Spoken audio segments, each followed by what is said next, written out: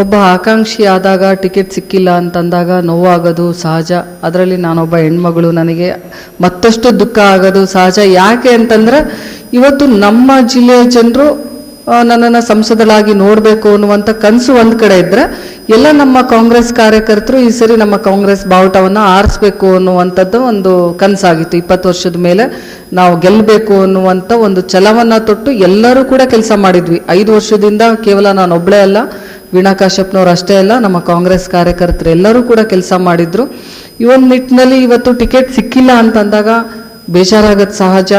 ಆ ಬೇಜಾರಾದಾಗ ನಾನು ಮನೇಲಿದ್ದೆ. ಆ ಒಂದು ನಿಟ್ಟಿನಲ್ಲಿ ನಾಮಿನೇಷನಿಗೆ ಕರೆದಾಗ ನಾನು ತಿರಸ್ಕಾರ ಮಾಡಿಲ್ಲ, ಬಂದಿದ್ದೀನಿ.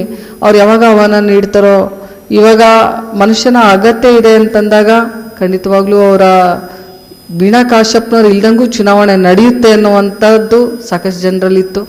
ಮಾಡಲಿ, ಇವಾಗ ನಾವು ಚಿಕ್ಕವರು, ನಾವು ಕಾರ್ಯಕರ್ತರು, ನಾವು ದೊಡ್ಡ ಲೀಡ್ರ್ ಅಲ್ಲ.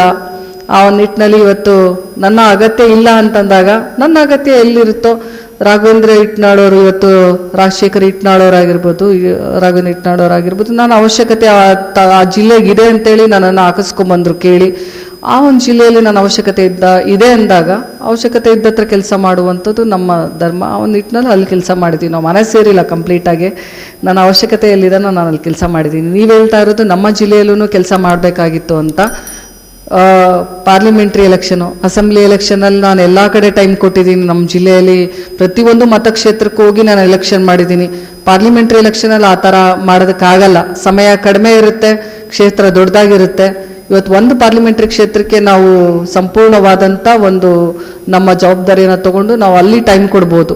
ನಮ್ಮ ಜಿಲ್ಲೆಗೆ ನನಗೆ ಇಲ್ಲ, ನಿಮ್ಮ ಅವಶ್ಯಕತೆ ಇದೆ ಅಂತ ಹೇಳಿ ಎಲ್ಲರೂ ನನಗೆ ಇದು ಮಾಡಿದರೆ ನಾನು ಖಂಡಿತವಾಗ್ಲೂ ಮಾಡ್ತಿದ್ದೆ. ನಮ್ಮ ಅವಶ್ಯಕತೆ ಇಲ್ಲ ಅಂದಾಗ ಅವಶ್ಯಕತೆ ಇದ್ದತ್ತ ಕೆಲಸ ಮಾಡೋದು ಸಹಜ ಅಂತ ಹೇಳೋದಕ್ಕೆ ಬಯಸ್ತೀನಿ.